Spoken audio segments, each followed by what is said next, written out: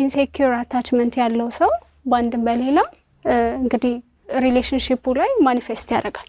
ስለዚህ አቮይዳንት ነው ካለን ብዙ ነገሮችን በመሸሽ ነው እንጂ መጋፈጥን አይፈልግም።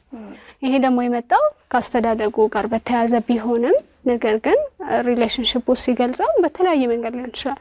ፍርሃት ብቻ ላይሆን ይችላል። ባይዘው ስቲል ናርሲሲስቲክ ትሬት ያላቸውም የፐርሰናሊቲ ዲስኦርደሮች አሉ።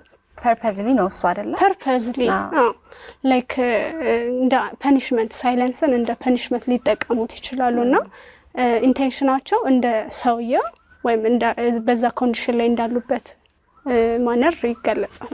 በአሳዳጊዎቻችን መሀል በተለይ ቅርብ ያሉ እናትና አባት መካከል አለመግባባት ሲኖር ኮንፍሊክት ሲኖር ኢንተንሽናሊ ያኔ መሸሽ ወይ ደግሞ መራቅ ከኮንፍሊክቱ ያው ፊዚካሊ ምናልባት ድብድብ ሊኖር ይችላል ኢንቢቲውን በአባትና በእናት መካከል ለርሱ ደግሞ ለህፃኑ የሚፈጥረው ተጽዕኖ አለ አሉታዊ ተጽዕኖ ያኔ የሚመርጡት መሸሽን ነው ላለማየት ድብድቡን መጋፈጡን ላለማየት መሸሽን እንደ ምርጫቸው አድርገው ሊወስዱት ይችላሉ።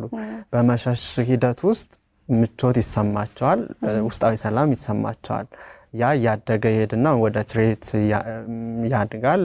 ከዛ ልክ ወደ ሪሌሽንሺፕ ውስጥም ሲገባ በማደግ ሂደት ውስጥም ይበልጥ የሚመጣውን ጫና ከመጋፈጥ ይልቅ የሆነ ምቾት የሚሰጥን ነገር መፈለግና መደበቅ መራቅ መሸሽ የሚለው ነገር ይመጣል። እና አቮይዳንት አታችመንት ስታይል አንድ በዚህ መንገድም ልንመለከተው እንችላለን። ጎስት ለሚያደርጉ ሰዎችም አቮይዳንት አይነት አታችመንት ስታይል መኖሩ ወይ እንደዛ መከሰቱ እነርሱ ጋር ይበልጥ መሸሹን መራቁን ወይ መሰወሩን እንደ አማራጭ እንዲጠቀሙበት ሊያስገድዳቸው ይችላል።